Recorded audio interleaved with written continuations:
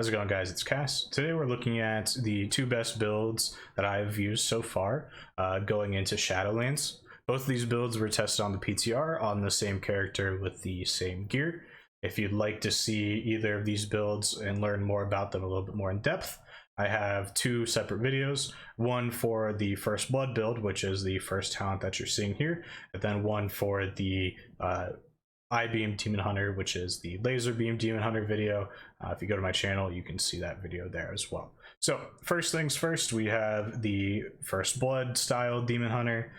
This was pretty dominant in the early BFA and continued through the majority of BFA. Trial Ruin, First Blood, Demonic Appetite, Insatiable Hunger, Soul Rending, Unleash Power, and Demonic. All these are pretty standard. Obviously, you can choose basically whatever you want. Some people like Fell Eruption for the stun. Some people like Master of the Glaive just to have 2 charges of the cooldown.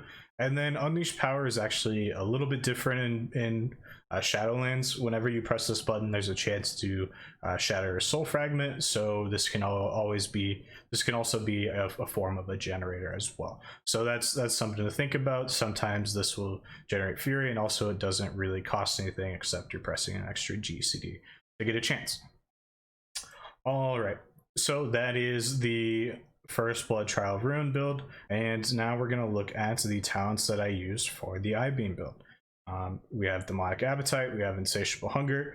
In this row, instead, we're going to be using Unbound Chaos. This is a new talent in BFA, or in Shadowlands rather, and basically what it does is every time that you press Immolation Aura, it makes it so your next Fell Rush, whenever you press it, will spawn an inner demon. And how it works is it'll target the first thing you hit, I believe. I've tested it on a few different characters. It's not some of the text was weird in saying that it hits the first enemy, or it goes at the start or at the end of the cast. That's not actually true. It travels to when you hit someone, so it's going to hit the first enemy that you hit with the Fell Rush. And then obviously we have Soul Rending, and then this is the big one. We have Cycle of Hatred. So Cycle of Hatred used to be really trash, and honestly that's why First Blood was so dominant, is because this talent was very bad in BFA. Now, instead of saying what it used to say, which was Chaos Strike refund, or when Chaos Strike refunds Fury, so 40% of the time, reduce the cooldown of Metamorphosis by 3 seconds. Now it says reduce the cooldown of I-Beam by 3 seconds. So basically that's 10% of the cooldown of I-Beam every 40% every 40% of the time that you're pressing Chaos Strike. And basically what this means is on average you're getting around like 3.5 to 3.7 Chaos Strikes a minute, or excuse me, not Chaos Strikes, I-Beams a minute.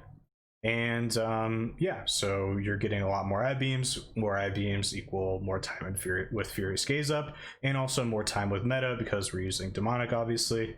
And then this row we've already talked about Unleash Power. That's why I'm using it, just for the off chance that we shatter. But maybe potentially the small damage increase from Fell Eruption might be better, or even Master of the Glaive, who knows. All right, so now we're gonna be going into some of my testing here. I did 6 of each testing on the exact same character here. So the I-Beam build, we have an average around 14 I-Beams, sometimes 13, most of the time 14. We see the damage ranges. Sometimes it's like give or take 10k to 20k, depending on some variation, some randomness, some accidental cleave, things like that. And then we have the First Blood build. Very, very consistent damage numbers here, very consistent DPS. Both of these are very similar, but personally I think the I-Beam build is more fun to play. You have a lot more uptime with Furious Gaze, so the character just feels better to play.